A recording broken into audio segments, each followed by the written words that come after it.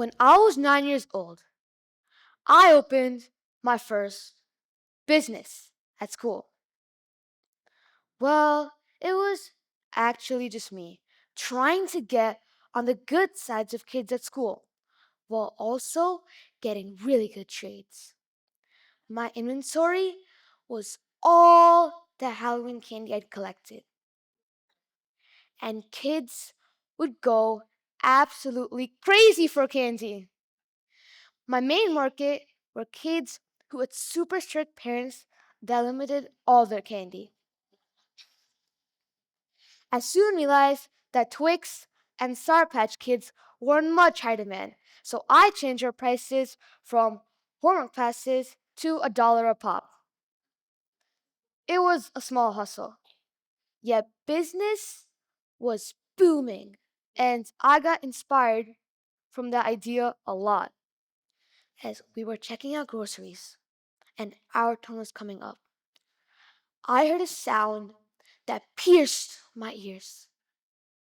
I looked at the front of the line to see a kid on his knees, tears furiously streaming out of his eyes. He tugged at his mom and begged her for a Snickers bar. But mom, it's only $2. Look! The child looked at his mom for a response. His mom turned to look at the distance, then turned back to him. With hurt in her eyes, she said, "No, we can't afford it. You're too little to understand."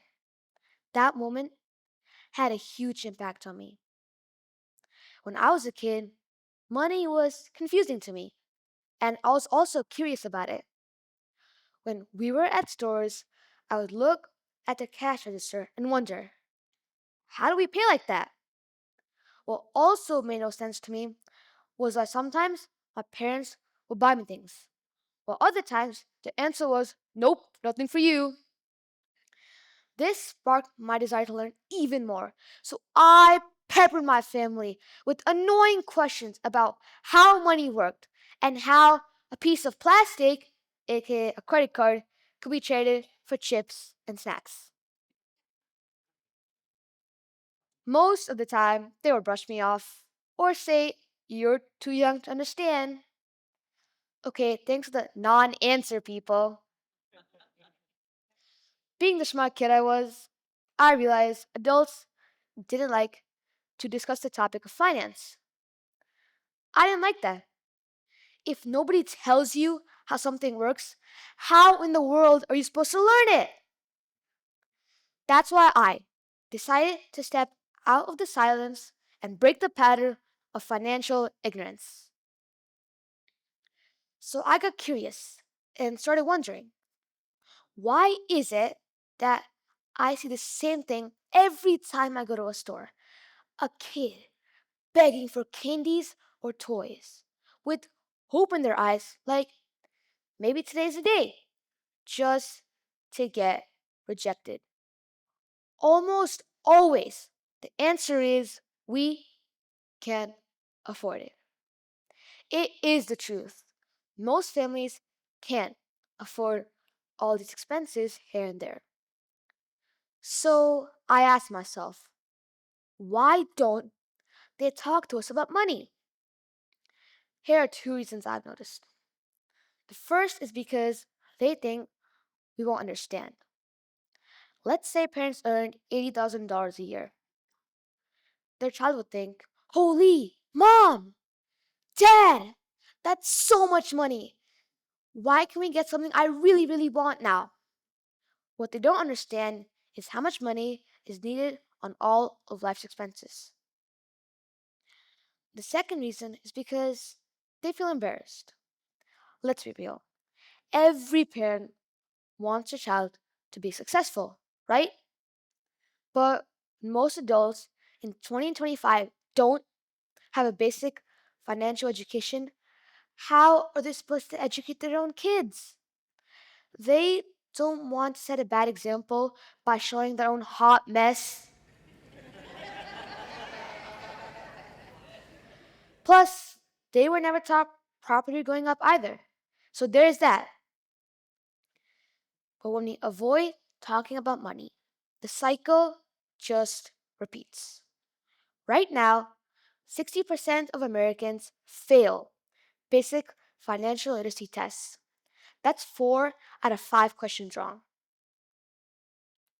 Last year, my school's gifted and talented program hosted a stock market simulation game where, at the end of the investment period, we had to write an essay about our investments. I got eager about this topic of making money, so I write about it to have an advantage in the essay. It paid off because I got first in state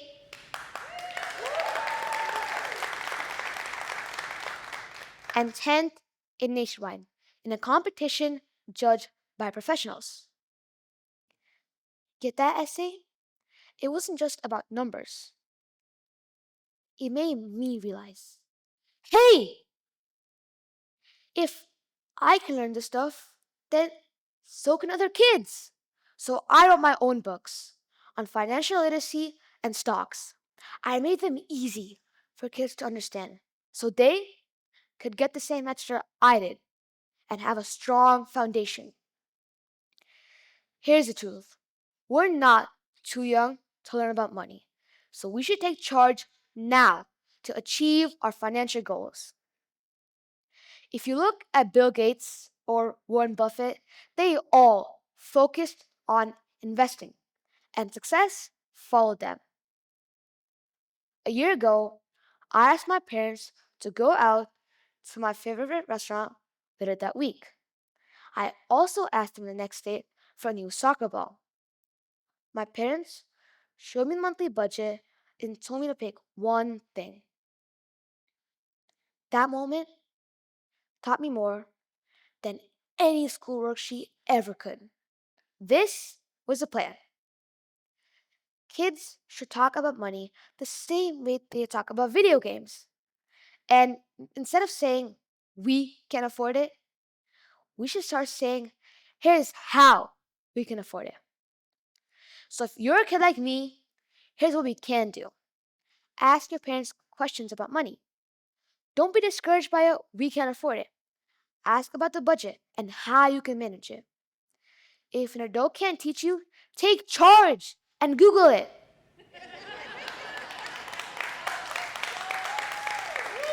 You can also ask to open a bank account for you and keep your money there. It might seem boring at first, but you learn interest just by keeping your money there. And then you can save up for something you really want.